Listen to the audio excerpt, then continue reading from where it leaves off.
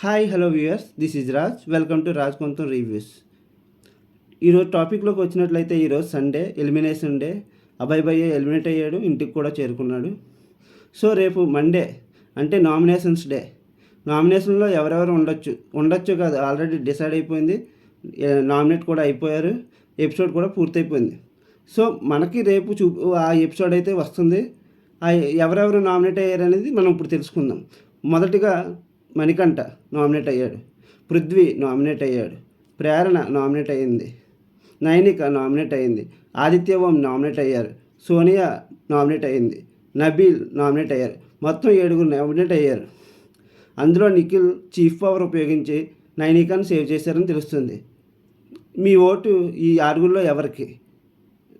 Comment చేసి చెప్పండి. Thank you. మీకు నా వీడియో నచ్చినట్లయితే లైక్ చేయండి, షేర్ చేయండి, సబ్స్క్రైబ్ చేయండి. Thank you.